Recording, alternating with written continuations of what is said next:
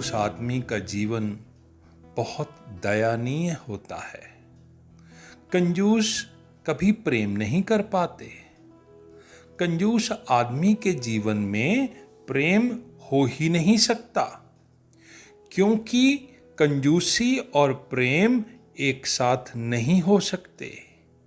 एक ही घर में उन दोनों का निवास नहीं हो सकता।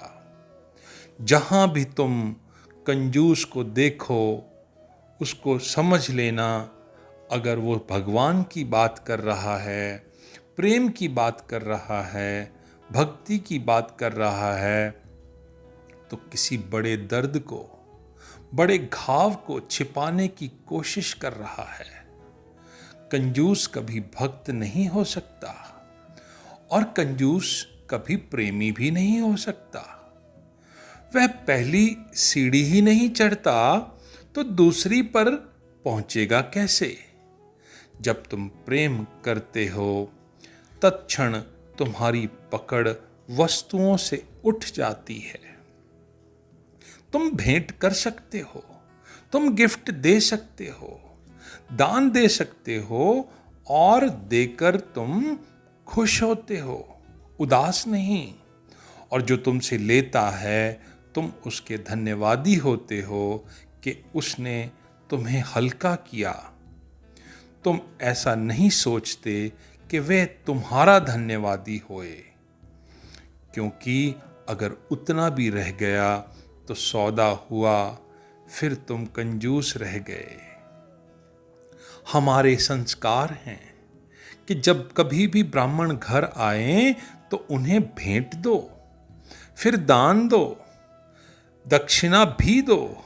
दक्षिणा का मतलब होता है कि ब्राह्मण देव धन्यवाद, तुमने मेरी भेंट स्वीकार की। ब्राह्मण इनकार भी कर सकता था। अगर वो इनकार कर देता तो आपकी भेंट, आपका प्रेम अधूरा रह जाता। इसीलिए प्रेमी धन्यवादी होता है देकर। भक्त सब कुछ लुटाकर धन्यवादी होता है। किसी वस्तु की इच्छा नहीं करता, ना वो द्वेष करता है, क्योंकि जब इच्छा ही नहीं रही तो द्वेष कहां? द्वेष तो इच्छा की छाया है। जब तक तुम इच्छा करते हो तब तक तुम द्वेष भी करोगे, क्योंकि जो वस्तु तुम चाहते हो, अगर वो किसी और के कब्जे में है तो तुम क्या करोगे? तुम द्वेष करोगे, तुम ईर्ष्या करोगे। जिसके जीवन में वस्तुओं की इच्छा है, उसका अर्थ है कि उसने प्रेम को नहीं जाना, वह चूक गया। वस्तुएं तो यहां पड़ी रह जाएंगी, प्रेम साथ जाता है, थोड़ा जाता है। अगर भक्ति होती है तो पूरा जाता है, उतना जाता जितना प्रेम था, जितना खालिस भक्ति था, साथ चला जाता है। अगर तुम प्रेम तक नहीं पहुंच पाए तो उसका अर्थ केवल इतना ही है कि जो भी इकट्ठा कर रहे हो, वो सब कुछ मौत छीन लेगी। इसीलिए कंजूस मौत से डरता है, जीता नहीं है और मौत से डरता है। जीने की तैयारी करता है, जीता कभी नहीं, क्योंकि जीने में तो खर्च है, जीने में तो प्रेम लाना पड़ेगा, जीने में तो व्यक्तित्व प्रवेश कर जाएंगे, वस्तुओं की दुनिया समाप्त हो जाएगी। ना वो सिर्फ जीने की तैयारी करता है, मकान बनाता है जिसमें वो कभी रहेगा, धन इकट्ठा करता है,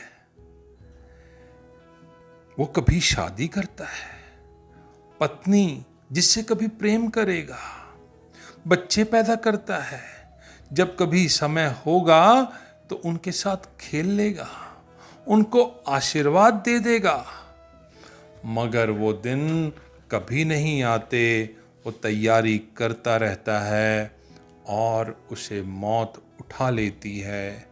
उसने जो भी इकट्ठा किया वह सब रह जाता है।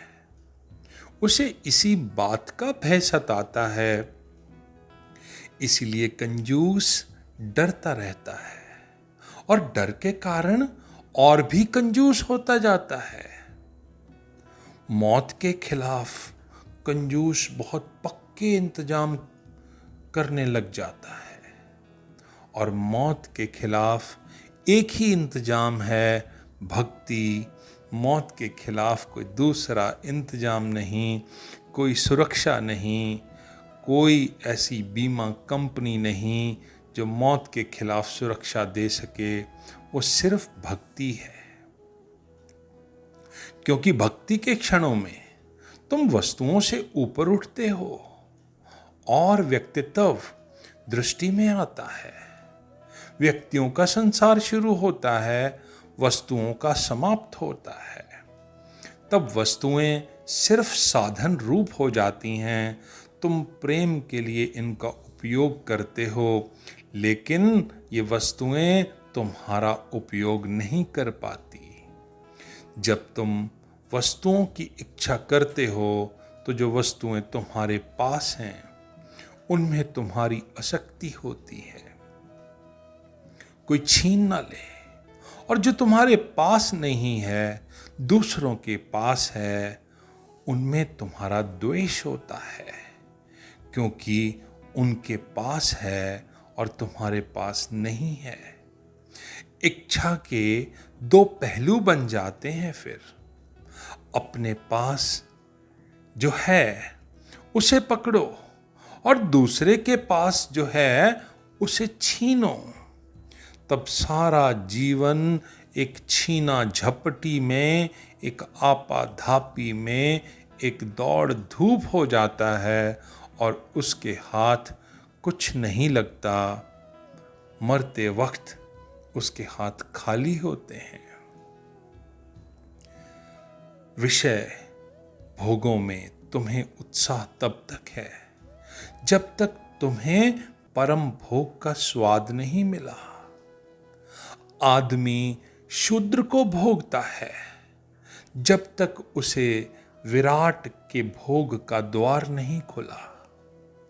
जैसे ही विराट का द्वार खुलता है, वो भक्त ही उसमें प्रवेश पाता है और परमात्मा को पाता है।